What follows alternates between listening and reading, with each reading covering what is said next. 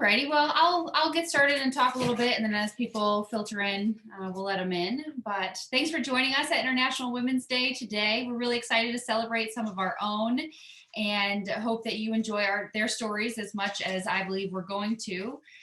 We have four women who are going to share with us today. They're Stephanie Carr, Sarah Evans, and forgive me, Monica, because I'm sure I'm going to butcher it, but Monica Van Rutenbeek and Georgianne Walker. We have been talking to these women for, I want to say, about a month now, and we hope to highlight them today and then highlight further women in our network throughout the month of March. So without further ado, I'll have Stephanie Carr start with us today. She is out of Blackadder's in Scotland. And nominated by Campbell Clark, which many of you know as well. So welcome, Stephanie. Hi there. Thank you very much for inviting me to speak today. So I'm phoning in from Glasgow in Scotland, pretty miserable day. So good afternoon to everyone, or morning, I think, where a lot of you are. I can't always say I set out to be a lawyer. I was, however, academic, and my parents urged me to do a vocational degree. So when I was brought up, my choices were you can be an accountant, you can be a doctor, you can be a dentist, or a lawyer. And numbers were never my strong point, and I feel sick at the sight of blood, so law it was. That combined with my love for an old American TV series called LA Law, which some of you are probably far too young to remember, but that was one of my favourites. That inspired me to pursue a career in law. Although I have to say, appearing in the courtrooms in Scotland is not quite as glamorous as it was in that series. In saying that, I did always have a sense of right and wrong, and I like to help people who didn't have a voice, who are struggled with standing up for their own rights and beliefs. So off I went to Dundee University to study the 4-year law degree and the 1-year postgraduate diploma in legal practice. When studying for the degree, I knew I'd chosen the right career path, as I loved poring over old case law and learning about all the different legal subjects. And again, when I was at university, it was in fact old books. We didn't really, I think we'd one computer in the whole library, so it was all very much book-based learning. When I was at uni, I was extremely interested in criminal law and criminology, and I loved the criminal and civil advocacy classes where the tutors were practicing lawyers and we would do sort of mock court hearings with them. I recall a senior female tutor who was a prosecutor, and I had a great admiration for her, and she told me in one of our criminal advocacy classes that I had a good stance and a nice manner, and I knew then that that was me. I wanted to be a criminal court lawyer just like her. So when I was younger, I often spoke to my family and friends about wanting to be a criminal defence lawyer to help the victims of society, because I was had a real social conscience. And I know that there are, of course, many victims of society, but I have to say I'm a lot more cynical now than I was back then. The year I graduated, there was a recession. It was really hard to get a traineeship. I had no family members or close friends in the legal profession. And after 6 months of trying, and after many rejection letters and unsuccessful interviews, I went to Japan for a year to teach English. And whilst I loved that, I was determined I wanted to come back to begin my legal career. So finally, on returning home, the job search recommenced, and I did get a traineeship in a small firm in Dundee, where I principally practiced criminal defence law with some family law and general court work. In that role, I had a really heavy caseload. It was legal aid clients, and I required to be really autonomous from day one. I'd be at court most of the morning, quite often all of the afternoon, and would then return to the office to a full waiting room of clients to deal with. So I worked all hours of the day and the night. I was determined I would be a successful lawyer and be the best that I could be. It was a real baptism of fire, as whilst I had a really good supervising partner, the firm was so busy that I really did have to learn fast and learn on my feet in the court. One of my sort of earliest memories is one of the first days I was actually able to appear in court. I was fresh-faced, I was eager to learn and defend these victims of society who had been so badly wronged. I thought I was like a Scottish Ally McBeal. Again, another old series of which I was a huge fan.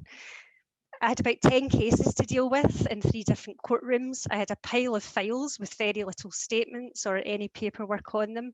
And the tannoy across the court system was miscarriage court 1, miscarriage court 2, miscarriage court 3. So it was pretty stressful. So I raised my concerns with my boss at the time as to how can I deal with all of this? I'm not prepared. What do I do? And the advice that he gave me was dinna greet hen, just do it, which translated from Scottish to proper English basically means don't cry, young lady, just go on with it. I'll never forget that advice. At the time, it seemed extremely harsh to me, but it has indeed stood me in very good stead. I also recall obtaining a not guilty verdict for a client in one of the first trials that I dealt with that I was totally unprepared for, and the absolute elation that I felt with that result. I'm still not quite sure to this day how I managed to get that result for the client, but it's all good. Another piece of advice I got from my boss at that time was everything is fixable. Nobody has died. It might cost a bit of money to fix it, or there might be an unhappy client, but it will be fixable. I have to say, I've passed that advice on through the years to a number of my trainees and young lawyers, as I don't think people are told often enough that we are all starting out, we all make mistakes, we're all human. It's how we deal with these mistakes and learn from them that matters. Because I think there's some sort of inexperienced lawyers try to hide their mistakes, which obviously just makes them a lot worse. So I do think that advice was quite invaluable. So after 3 years in that firm, I decided I wanted to move back to Glasgow, where I'm from, and a friend had mentioned an opportunity in a firm that she worked with. I had also by that time become pretty cynical about the victims of society and criminal defence work, and decided that that really wasn't what I wanted to do forever. But I did wish to continue to be a litigator. So I got a job in this firm as a lawyer in the commercial litigation department and dealt with a whole range of commercial disputes and debt recovery cases. This was totally new to me, but I soon realised that with a lot of hard work, self-teaching, learning on the job, that a move to a different area was not really so hard. Again, in that firm, I worked tirelessly. The firm had a number of young partners and I was determined that I would be made partner, and I was made partner at aged 30. I then kind of fell into dealing with insolvency law cases, and I found that I absolutely loved that area of law. It wasn't something I'd set out to do, but I really enjoyed it. I sat professional exams in the area and sat one of them 5 weeks before my daughter was born. So that was a bit uncomfortable to say the least, but we got there. And I also became accredited as a specialist in insolvency law by the Law Society in Scotland a couple of months before my son was born. So these for me were great achievements. I had my 2 children when I worked in that firm, and with each of them I had 6 months maternity leave, which in Scotland is a pretty short period of time. I appreciate in other jurisdictions that may be quite normal, but for Scotland it was quite a short period. I did love being off and I loved my maternity leave and spending time with the children, but I always kept in touch with work, and I remember doing client training when my daughter was about 6 weeks old. Not sure how effective I was, but I remember doing it. My children are still my priority, but being a stay-at-home mum wasn't really for me, and I wanted to ensure that I continued to progress my career. So a lot of long days and nights working full-time and juggling home life with 2 young children. Then in 2016, I moved to Blackadder's as a partner and head of the Glasgow office. I'd become quite disillusioned with the management style, the business model and the culture at my former firm. And I felt that I was really fighting a losing battle trying to advance my career there. And so I actively sought out the position with a firm that I knew were expanding and who had a great reputation. That role for me was great in that I had a sort of tripartite role. So I was a lawyer, a transactional lawyer, but I was also responsible for management of the office and was also responsible for business development. So it was a really interesting change. The firm that we had acquired in Glasgow had no dispute resolution or insolvency practice. And in my role as office head, and with the benefit of the contacts that I'd built up in the Glasgow market, built up the office and its offerings. I was engaged in a huge amount of business development activity and attended many corporate hospitalities events, which I have to say were mostly enjoyable, as most of my clients and contacts are now also friends. So it wasn't a huge hardship to have to attend lots of fun dinners and events. But again, there was obviously a huge amount of juggling and lack of sleep to ensure that I was giving in both my professional and personal life.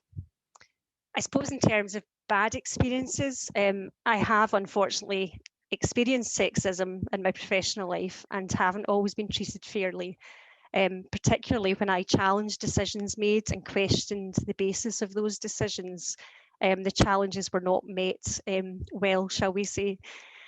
My advice, however, would be true to yourself, stand up for your beliefs. If you might not do your career prospects particularly well, but you will feel much happier in yourself that you've not compromised your position. Another piece of advice I would give is that when you're delegating work, don't ask someone to do something which you wouldn't be prepared to do yourself. And I think that's quite important, that I wouldn't expect a junior member of staff to step into dealing with a case that I wouldn't feel comfortable doing myself. I suppose also sort of bad experiences I might have had would be former colleagues trying to undermine me or being unnecessarily territorial about work or about clients. And my advice there would be there's room for everyone to do well. It is perhaps a bit cliched, but we all have different skill sets and you don't need to put out another person's light to let your own shine. And I think, again, that's really quite important, that we can all do well. It's not a competition. I'm pleased to say in my present role, I do have a real voice and a say in the way that the firm and its staff develop. And I also feel very lucky in this role to have the flexibility and autonomy to be able to, whenever possible, not miss out on important events in my children's lives, and can work my days so that I can attend sports days, school shows, and so on. The current year obviously has been extremely challenging with COVID-19. I've been working almost exclusively from home for a year now and have faced the challenge that many of us are with dealing with a busy caseload when a number of my team members were on furlough leave, which is government-backed salary when we didn't have the work to keep all of our employees occupied, and at the same time deal with homeschooling, adapt to dealing with virtual court hearings, and tackle challenges with technology. And for me, I'm a bit of a technophobe, so it has been quite a challenging time. And again, I suppose a sort of theme, a lot of late nights again, but it hasn't all been bad. And definitely, I think I've learned lessons from experiencing a change in routine, a change in pace of life, and prioritising things. So positives have come out of that experience. So really, I think to sort of summarise, my view would be that the key to getting what you want is hard work, determination, a willingness to learn, being adaptable, and standing by your convictions. And I suppose work-life balance is what we all talk about, and for many of us it is the ultimate goal. I can't say I've achieved it. I think for me it's a work in progress, shall we say. And a sort of motto that I would like to live by is work hard and play hard. Unfortunately, at the moment, the play hard is quite difficult given the COVID restrictions. And also, I stupidly gave up wine for Lent. So the playing is definitely not been very doable, but hopefully normal life will resume soon. So I hope that gives you some food for thought. Absolutely. Thank you so much for sharing your story and the advice and that you've learned from overcoming different challenges. I can only imagine. How old are your kids now? So they are 7 and 10. So they're a bit older now. It's not quite so hard. But they're still right in the thick of their classes. Yeah, so the homeschooling, I think they're not loving their teachers at home.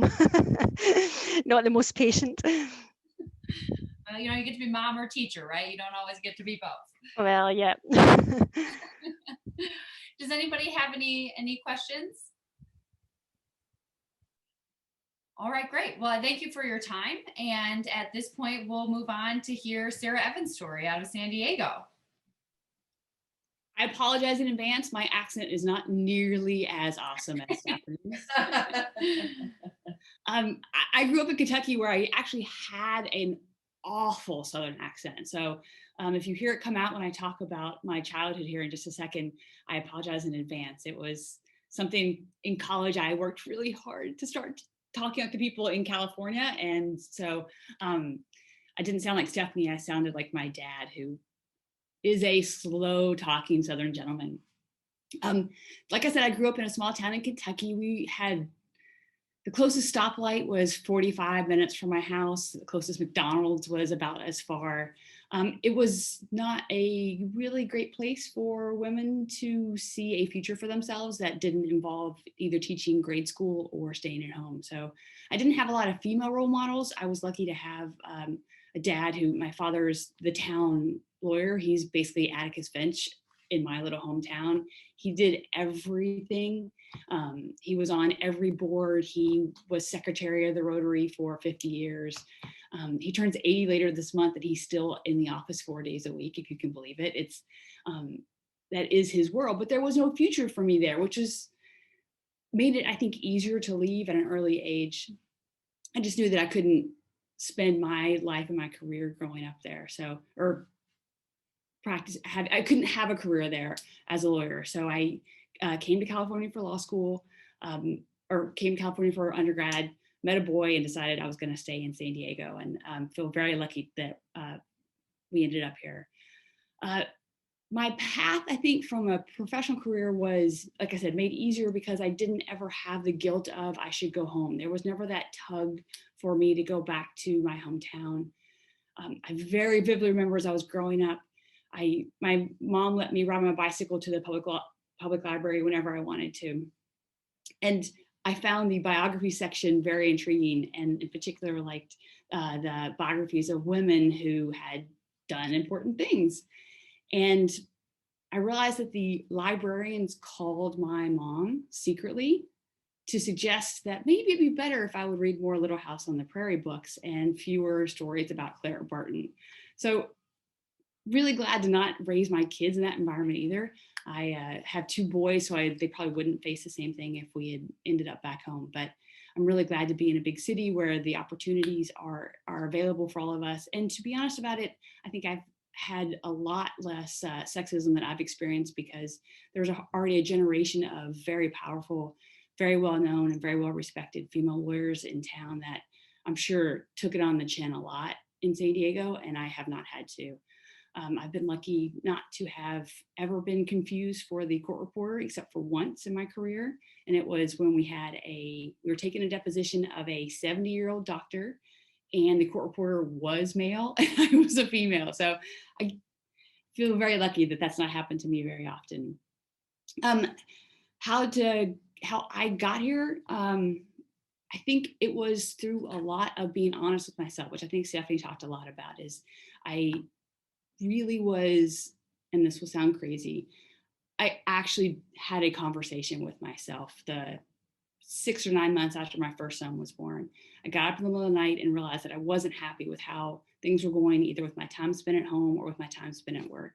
And I woke up in the middle of the night, turned on the light in the bathroom, and had a conversation with myself in the mirror. I've only done it once, so I'm not that crazy, but it was one of the most important conversations that I've ever had in my life. And I know that sounds cheesy, but it was really important for me to talk to myself and honestly figure out, what do I want? How much do I want to work? How much do I want to be at home? How am I going to manage balancing this whole kid thing with this whole being a wife thing, with this whole being a lawyer thing? And how am I going to make all of those things fit together? Before I had that conversation with myself, I went to a bunch of luncheons and presentations and meetings where people talked about how to achieve the work-life balance. And I was just waiting for the secret to suddenly be unveiled somewhere, somehow. And in that conversation with the mirror me, I realized that there isn't a secret for one size fits all, that we all have to figure out what works for us. And so I got here by basically figuring out in that moment that I needed to figure out what works for me and not care about what works for anybody else. And so I figured out how many billable hours I could fit in per year with the rest of the things that I really wanted to do and spend my time on. And I'll happily admit that one of the things I really enjoy spending my time on is not working late nights. I really think my couch is super comfortable, and I like watching TV at the end of the day rather than working. And so I didn't want to do that. And so how to make sure that I had the ability, though, to get in the office early in the morning so that I can get stuff done meant that I had to figure out childcare things so that I had a way to make sure that my kids were taken care of and got to school before, if I had to go into work early in the morning. So I was really frank with myself and have understood that it has had to evolve over time as kids got bigger. They had more school sports or even like non-school sports that I had to go to. And all of a sudden they had practice at 3:30 in the afternoon, and how was I going to get them there? Things have had to evolve, and I haven't needed to talk to myself in the mirror, but I've affected the same type of internal dialogue about how to make things work and how to do things better, and how to keep changing as the circumstances change. So that's also the advice that I would give to people, is to be honest with yourself. I think that there is a perception that, and I don't want to blame Sheryl Sandberg, but the idea of we can all have it all, I think it's not true. I don't think that President Obama had it all. I don't think that Elon Musk has it all. And I don't think that Sheryl Sandberg has it all. I think we can all have different things at different times. And we have to figure out what is important to us to have in the moment and in the near term future and how we get there. And so I think my path has been really good. I have made a plan at every stage for how to get what I wanted and how to make sure that the people around me got what they wanted and needed to make things work. So I hope that Ross and Angela here on this call would say that I have made some changes as things have gone along to both keep them happy and keep myself happy and keep my family happy in a way that I don't think I would have been able to do if I hadn't thought about what would work for everybody. And like I said, I think that my husband has to be one of those people that I've considered, because if I'm not happy at home because he's not happy at home, or because my kids are miserable at home, or anything else like that, I think that wouldn't make it work for me at work, because you can't leave those types of emotional issues at home. You bring them into work. And so I think that that's the balance that I feel like I have continually been striving for, is how to keep everybody happy. Business originations and development has been a struggle. Like Stephanie said, I think that it takes so much work, it takes so much effort, and that pulls from both your doing good work for current clients and being at home with your family and friends. And that's something that I have tried to plan for, in the sense of I have allocated a portion of my time each month towards doing those types of things, and trying to focus on the things that I enjoy that also affect the other people around me, so that they can be a part of it, and so that they can feel included when there are types of times and moments where they can be included. That it's a family thing that we're going to go volunteer to hand out holiday presents in December to through the Toys for Tots program at the YMCA, where I was board chair.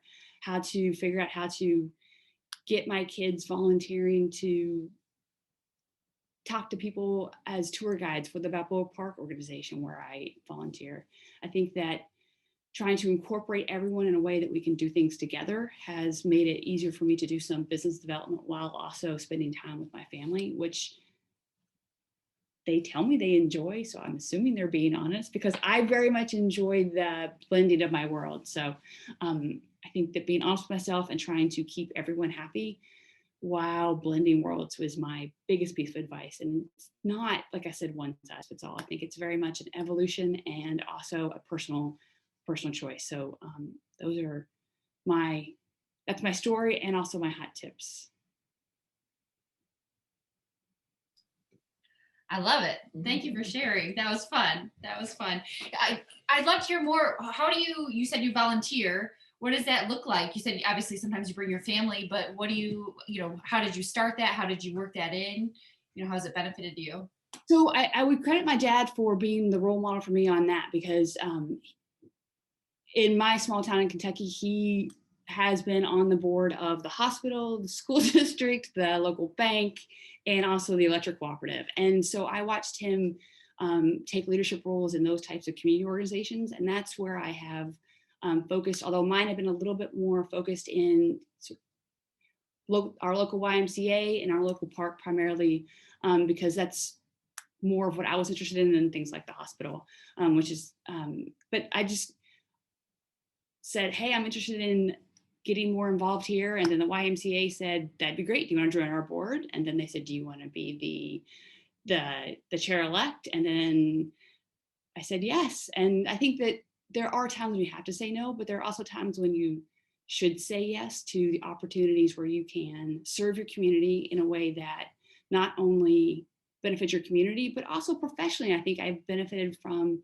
people seeing me in our community, serving our community, and they say, I want a lawyer like that. And so when they think of who to send friends to when they've got a problem, they remember me because I'm not the evil lawyer just making money. I'm out there helping people as well.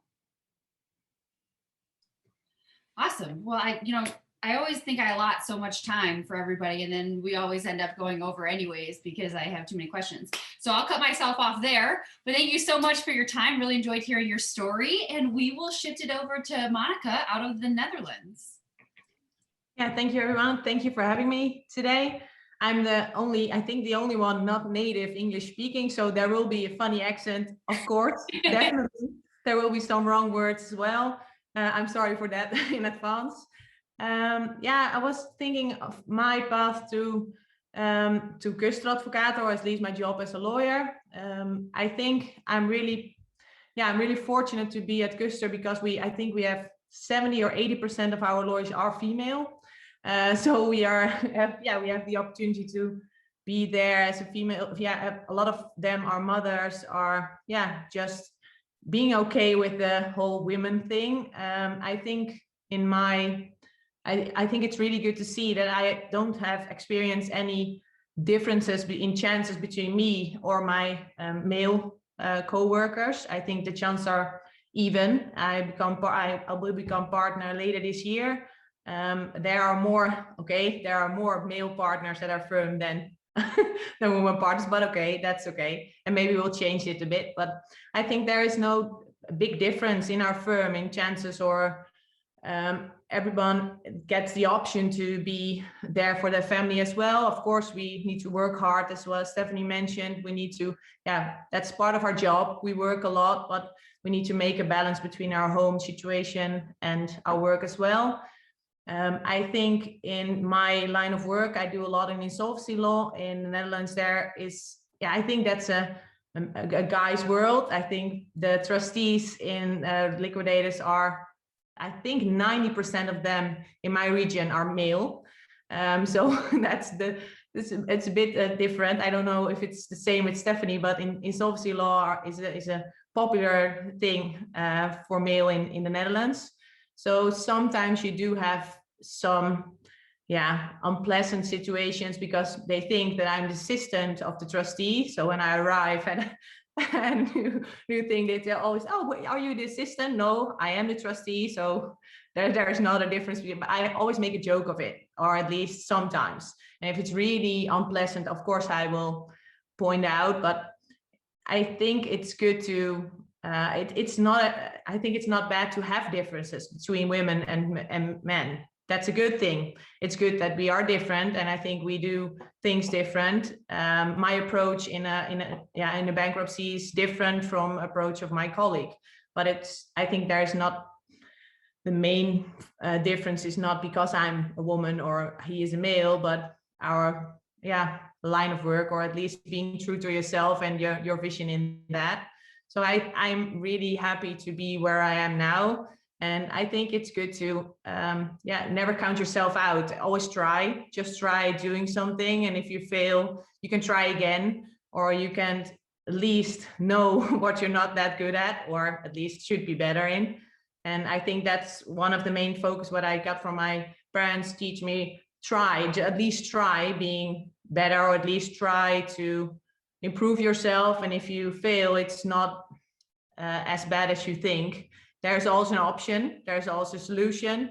And I think that, yeah, at least it make you will try and challenge yourself to moving on. And I think that's the main focus of our firm as well.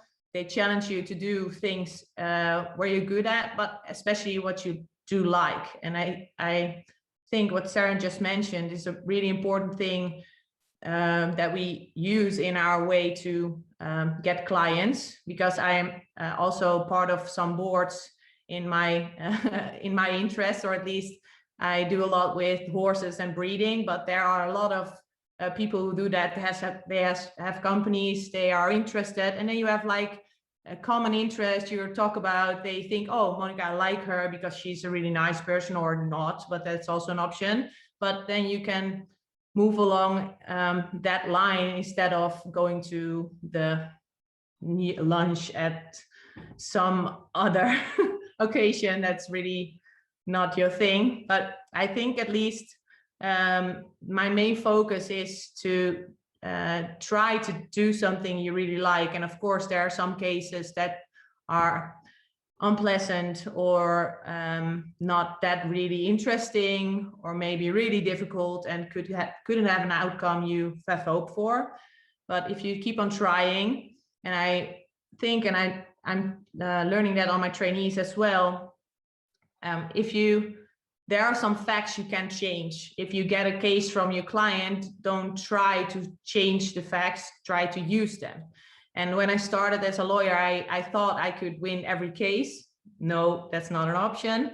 I found that really, really, really soon. So that was good to know. But I also thought I need to change something, and I will change something, but not the facts, but how to use them. And that was a part of, yeah, I think it was a really big part of being better in my work, because if you want to change facts, you will fail all the time because you can't change them. So try to do something you can affect. I think that's one of the main things I'm learning my trainees as well. And there are no stupid questions. That's one of the things I say day one of my trainees. I always say, ask me everything, please think out loud, speak with me, and we will try to find out if it's a realistic option or you are way off base. But yeah, be yourself is one of the main things. And Stephanie and Sarah mentioned as well, I think every day is finding a balance between your home situation, your friends, your family, but as you work as well, you want to grow further, you want to make a career. But yeah, find the balance is a challenge. I think that's one of the main things in our profession.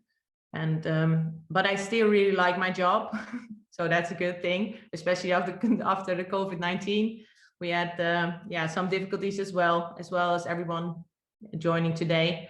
But I really hope to be able to be at a Ligas event, and I will see you live again. Hopefully we'll get there soon. And I think that's for me the most important thing to mention today. Thank you. Awesome. Well, we hope to see you soon too, because we're kind of getting bored of not seeing anybody ever outside of our office. But you know, one can only hope. One can only hope. But thank you so much for sharing. I do have a question for you. I see on your guys' website, you have people obviously in different areas of law.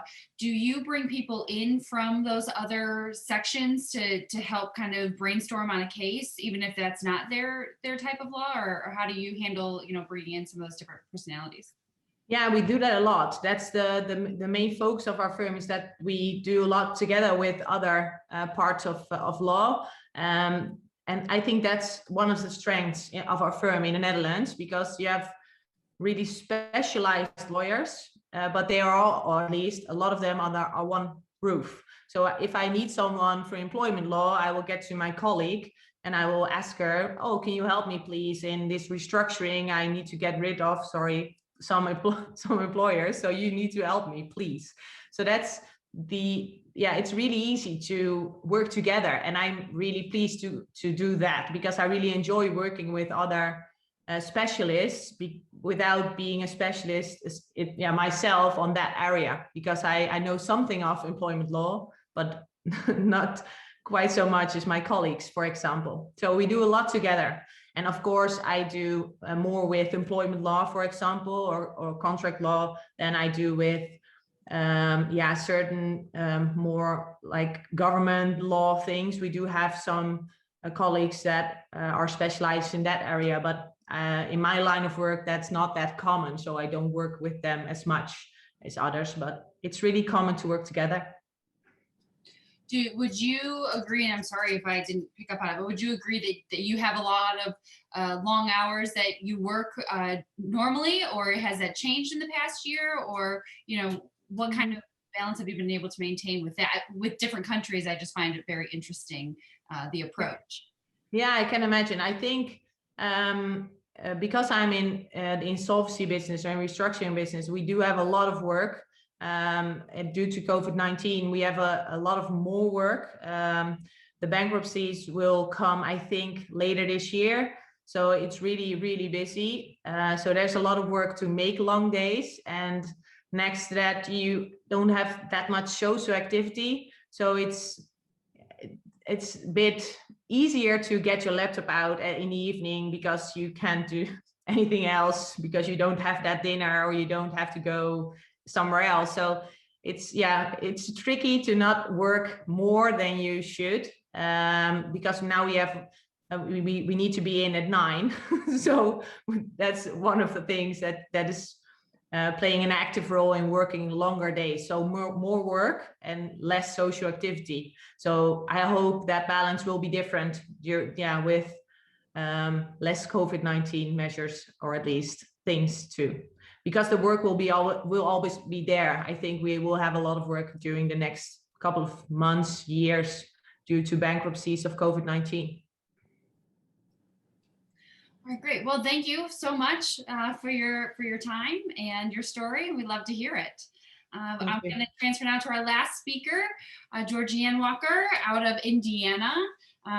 From May Oberfell-Lorber, who's been around, I think, just about forever that I can remember in the network. So thank you for joining us, and look forward to hearing your story. Thank you. Thanks for the introduction. And Stephanie, Sarah, and Monica, I appreciate your comments. I took some notes. There are definitely some things I can relate to.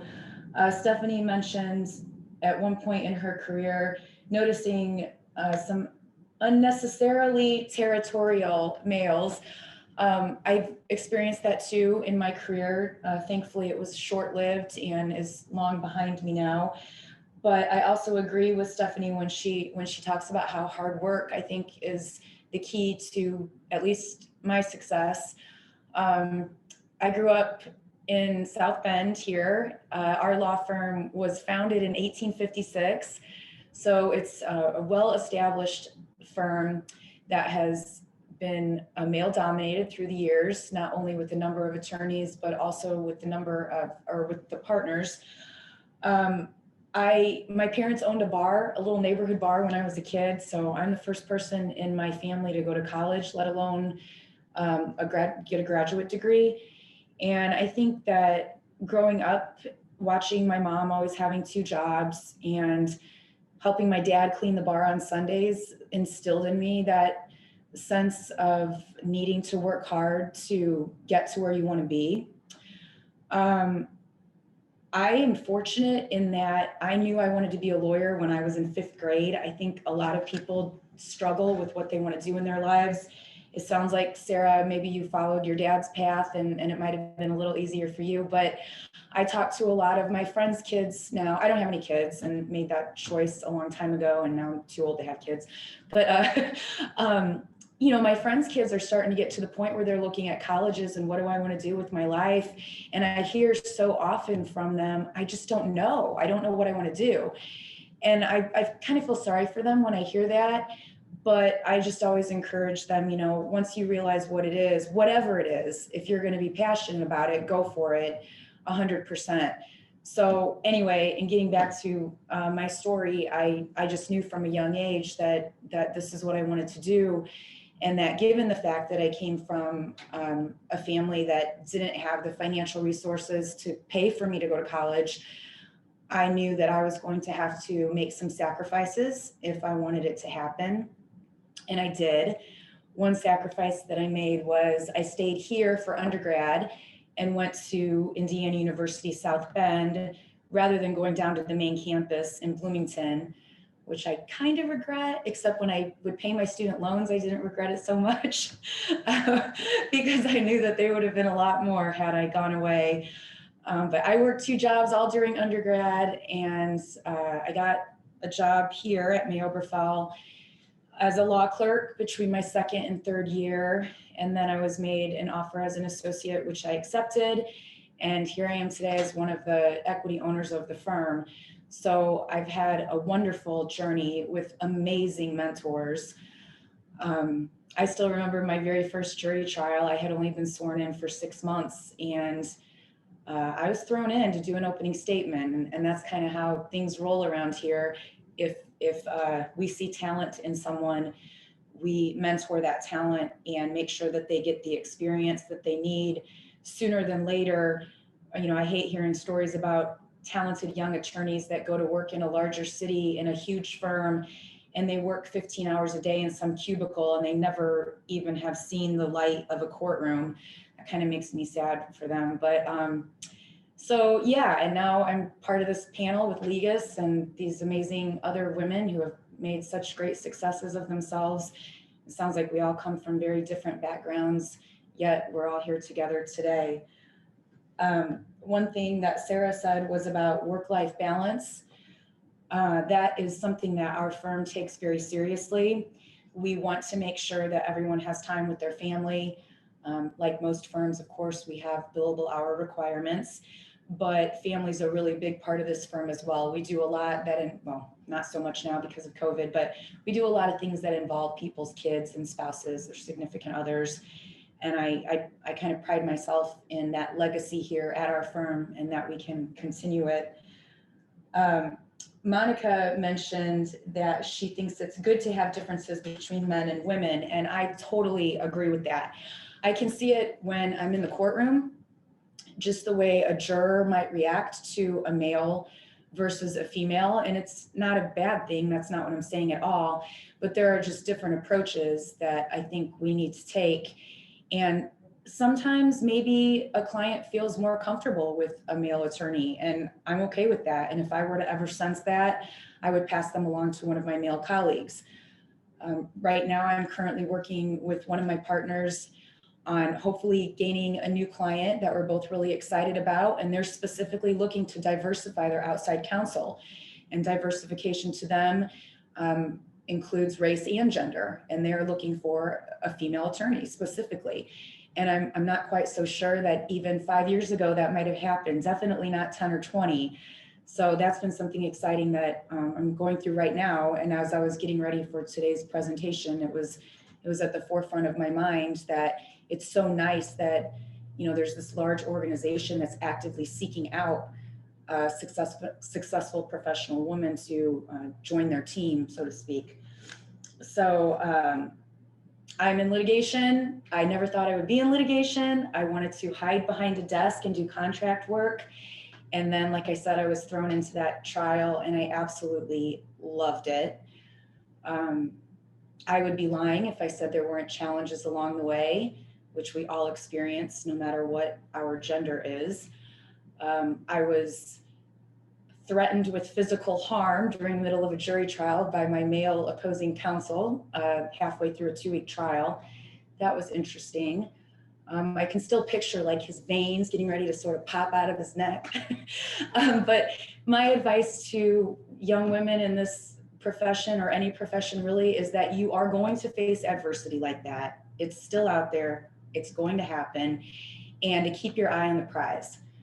You know, I wouldn't want to try to figure out why someone would verbally attack me like that when I didn't even do anything wrong. But what I did know was that I wasn't going to let it throw me off my game. And I think that that's a really important piece of advice, that no matter who it is that might treat you that way, you know, what was my goal? my goal was to win that trial for my client, and that's what I did. And that guy called me a couple years later and offered me a job, which I graciously said no to. I don't think I want to work with someone who verbally assaults opposing counsel in the middle of a courthouse. But anyway, it's been a great long journey. I'm so excited that I feel like I'm being a little more involved with leagues now, and I'm excited about that. I've only been to one event, and it was the one that our firm hosted in Chicago a few years ago. I don't know if many of you were there. If I met you and forgot, I apologize, but I hope that this pandemic is over sooner than later so that we can all get together again in person. The last sort of piece of advice that I would give is that if you know you want to be an attorney and you think you might want to end up in private practice, and that might lead to being a partner one day, maybe take some business classes in undergrad. Because one thing that I majored in economics, but it was in liberal arts and sciences. So I didn't have to take a whole lot of accounting classes or business classes. And then all of a sudden you finally reach your goal and you're an owner of a business, this partnership, it's been what you've been striving for years. And then I get thrown all these financial documents and I'm like, I don't understand what any of these numbers mean. And you have to learn it. So that is definitely one piece of advice that I try to pass down is if this is what you think you want to do, you have to learn the business side of it too, because HR issues are going to come up. If you have a practice area, as we all may in our firms, that maybe isn't quite as profitable as another practice area, you need to figure out how to make it more profitable, while at the same time servicing your client in the most efficient and ethical way that you can. So that would really be my only other piece of advice. And again, thank you so much for the opportunity. I was really looking forward to this and excited to be here today. Awesome. Thank you. Sandy's sitting over here going, I remember when she got hired into that firm. That's how long they've been around, or how long you've been around. I do have a follow-up question in that you obviously stayed at the firm for the majority or / all of your career. Are there things that they did well to make you want to stay there, or did you have someone mentor you through kind of climbing the ladder a little bit, or how did you? A lot of people have to move, from firm to kind of either do a lateral move or try and build their career that way. How did you maintain being in the same location and still climb to your goals? I'm very, very passionate person in general, but I'm very passionate about litigation. And I think that because I'm so passionate, it allows me to gain success in the courtroom for my clients. And my mentors and the partners that were before me, thankfully saw that in me. Like I mentioned earlier, I was absolutely petrified to even think about going in front of a jury. But now, I have a jury trial in a couple of weeks. I can't wait because I haven't had one in 2 years because of COVID. So definitely to get back to the beginning part of your question, my mentors here were so wonderful. Wendell Walsh, who just retired, he took me under his wing, showed me how to be a trial attorney. And then someone who has since moved on to in-house counsel somewhere else, Todd Wolfer, who used to be with us, he sort of took me to the next level. And that's what I'm trying to do for the young associates now. I hate to say it, but I do feel like it's hard to keep some of these millennials happy. And that has been a challenge, whether man or woman, it doesn't matter. But I just keep trying to tell them, this is the history of our firm. There is a reason that we have been around as a consistent partnership since 1856. And that doesn't happen very often. I don't know very many other firms that have been around that long and have never broken up. And don't you want to be a part of that?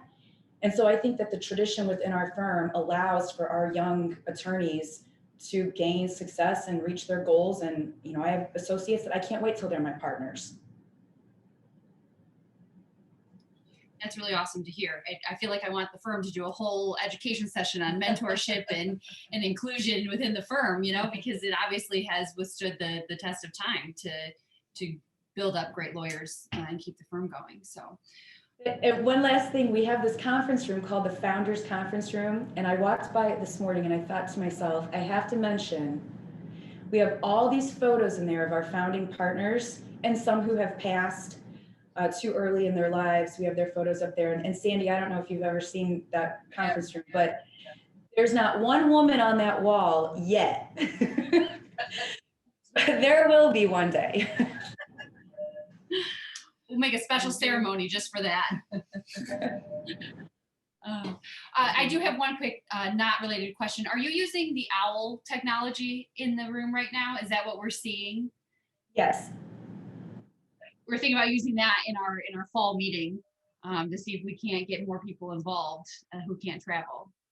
It works so well. We have had no issues with it. We've been using it for several months now. We have it in a couple of our conference rooms. Awesome.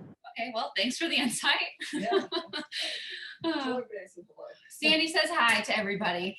She can, like I said, she can see you, but she can't hear you because our desks are too close and our computers don't like to talk to each other. So anywho, that concludes our program today. Does anybody have any questions for our speakers or comments for our speakers? Okay, great. Well, in case you didn't see it, we do have our annual Zoom call coming up later in June, and we are hoping to have an in-person meeting in Clearwater Beach, Florida in October, the 21st through the 23rd. So we hope some of you will be able to make it and we'll be able to see your faces there. But until then, thanks again for joining us today, and we really enjoyed hearing your stories.